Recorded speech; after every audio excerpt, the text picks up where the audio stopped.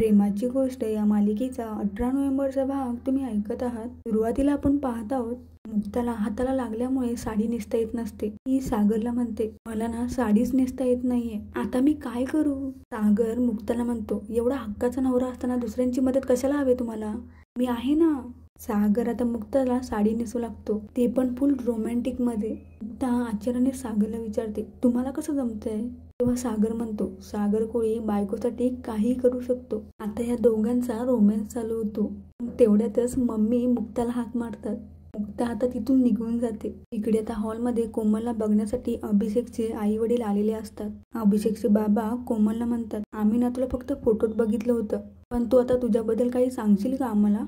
आता कोमल म्हणते, मी CA करते आणि मला स्वयंपाक आणि डान्सची आवड आहे। तेव्हा मुक्ता म्हणते, थोडक्यात ना आमची कोमल ऑलराऊंडर आहे, आम्ही तिच्याबद्दल बोलू ना तेवढं कमीच आहे। अभिषेकचे बाबा आता अभिषेक बद्दल सांगू लागतात। तेव्हा अभिषेकच्या आई म्हणतात, खरं तर ना आम्हाला एक मुलगी हवी होती, पण ती कमतरता आता कोमल भरून काढेल। अभिषेकचे बाबा आता सगळ्यांना म्हणतात, आम्ही तर मुलीला पाहिलं, पण तुमची काय हरकत नसेल तर दोघांचा व्हिडिओ कॉल होऊ देत का।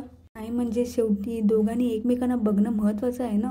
आता सागर म्हणतो, हो हो चालेल, काही हरकत नाही। अभिषेकचे बाबा आता अभिषेकला व्हिडिओ कॉल करतात आणि ते अभिषेकला म्हणतात, आम्ही ना कोमलच्या घरी आलोय आणि ती आम्हाला पसंत आहे, आता तुम्ही दोघं एकमेकांशी बोलून घ्या म्हणजे झालं। अभिषेकची आई आता कोमल जवळ फोन देते। कोमल आता लाजतच अभिषेक जवळ बोलत असते। बोलून झाल्यावर कोमल फोन पुन्हा एकदा अभिषेकच्या बाबांजवळ देते। आता अभिषेकचे बाबा म्हणतात, आमच्याकडून तर काहीच प्रॉब्लेम नाहीये, आम्हाला मुलगी पसंत आहे।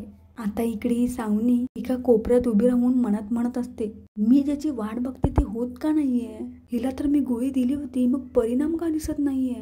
सागर आता अभिषेकच्या आई वडिलांना म्हणतो, त्या दोघांनाही ना एकदा भेटू द्या आणि मग आपण पुढचं ठरवूच। तेव्हा अभिषेकच्या आई म्हणतात, हो काही हरकत नाही, तुम्ही ना पुढच्या वेळेस आमच्या घरी या, मग या दोघांच्या गप्पा सुद्धा होतील। इकडे आता कोमलवर सावनीने दिलेल्या गोळीचा असर होऊ लागतो। कोमलला आता फिट येते। सर्वजण आता घाबरूनच कोमलच्या जवळ येतात। सागर लगेच डॉक्टरांना बोलवतो। थोड्या वेळाने डॉक्टर तिथे येतात। डॉक्टर कोमलला इंजेक्शन देतात।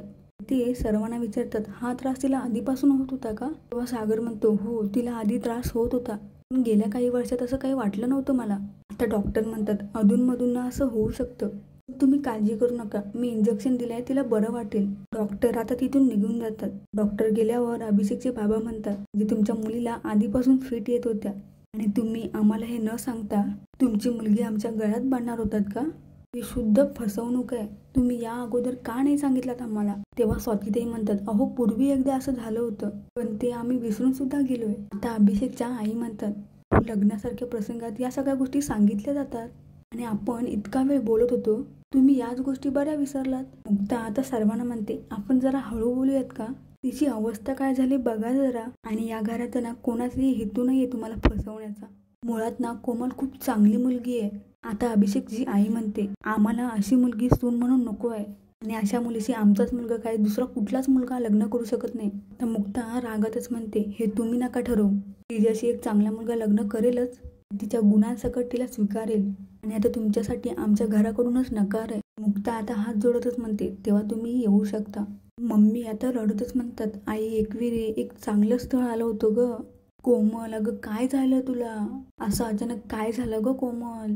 आणि इकडे सावनी मनातच म्हणत असते, रडा रडा, बाकीच्यांनी पण बघून घ्या, तुम्हाला पण असंच रडायचंय।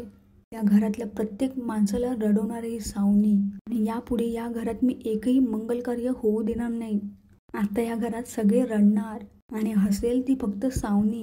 इकडे मुक्ताला प्रश्न पडतो, इतक्या वर्षांनी कोमलला फिट्स कशी आली, डॉक्टरला सांगून कोमलच्या काही बेसिक टेस्ट केल्या पाहिजेत। इकडे आता हॉलमध्ये मम्मी रडतच म्हणत असतात, आपल्या कोमल सोबत हे काय झालं। त्याच वेळेला आता स्वातीताई कोमलला घेऊन येतात, तर सर्वजण नॉर्मल होतात। तेव्हा कोमल विचारते, मला काय झालं होतं, मला ना काही आठवत नाहीये। तेव्हा मम्मी म्हणते, काय नाही झालं तुला। मम्मी कोमलला म्हणतात, तू ना त्या पोराचा विचार सोडून दे। मुक्ता आता कोमलसाठी कॉफी बनवून आणते आणि ती कोमलला म्हणते, पहिलं तर तू माझ्या हातची कॉफी पिऊन घे आणि आता आपल्याला बाकी काही विचार नाही करायचाय, जगातला शेवटचा मुलगा नव्हता तो, आपण ना शोधू तुझ्यासाठी एक छान मुलगा। कोमल आता मुक्ताला म्हणते, प्रश्न एका मुलाचा नाहीये ना, आता जर प्रश्न माझ्या लाईफचा आहे आणि मला माहिती आहे मी नाही बरी होणार आहे, आणि प्रेक्षकांनो, अशा प्रकारे आजचा हा भाग इथे संपला आहे. जर काही व्हिडिओ तुम्हाला आवडली असेल तर व्हिडिओला लाईक नक्की करा आणि अशाच मालिकांचे अपडेट पाहण्यासाठी चॅनलला सबस्क्राईब नक्की करा.